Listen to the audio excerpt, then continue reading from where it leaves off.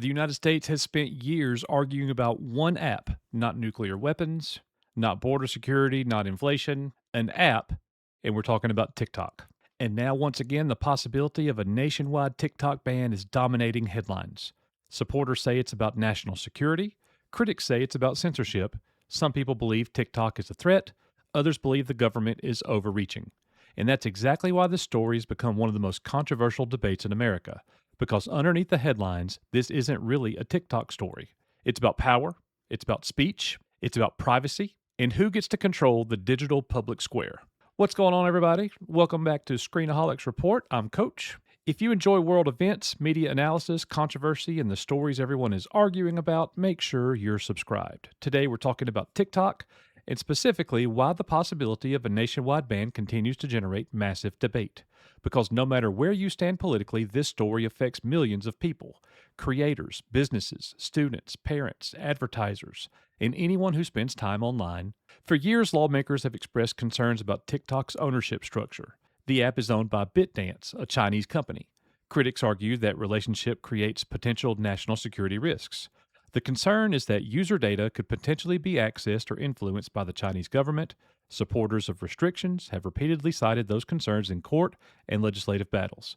As a result, lawmakers pushed legislation requiring a sale or forcing a ban, creating years of legal and political battles. And that's where things start getting serious. But here's where the story gets complicated. Everybody doesn't agree that the government is solving the actual right problem. Opponents of a TikTok ban make a very different argument.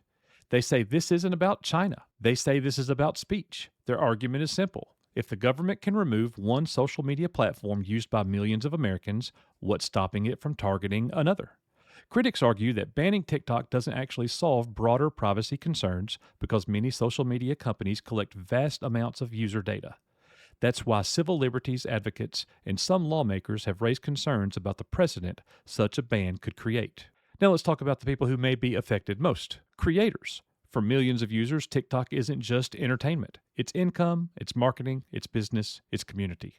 Entire careers have been built on the platform. Small businesses use it, artists use it, influencers use it, new creators use it, and that's why every time a ban is discussed, panic spreads across creator communities, because many people are asking, what happens if the platform disappears tomorrow? But supporters of a ban say there's a much bigger issue than the creators. Much bigger.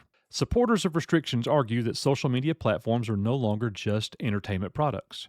They're information systems, influence systems, data systems, and in a world increasingly shaped by technology, they believe ownership matters. Their concern is that a foreign-controlled platform with access to large amounts of data presents risks that traditional media never did. Whether people agree with that argument or not, it's the argument driving much of the political momentum behind the debate.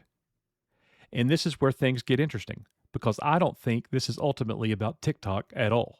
I think TikTok is the first major battle in a much larger war, a war over data, algorithms, information, influence, and digital power.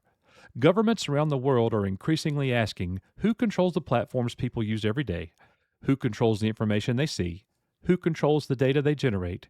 TikTok just happens to be the biggest and most visible example. Whether TikTok is eventually banned, sold, regulated, or left alone, this debate isn't going away. Because the questions behind it are much bigger than one app. How much privacy should users have? How much power should governments have? How much influence should foreign companies have? And where should the line be drawn? Those questions aren't getting answered anytime soon, and that's exactly why this story continues to dominate headlines. So what do you guys think? Do you think that TikTok is a legitimate national security concern, or is this just a bunch of excess smoke?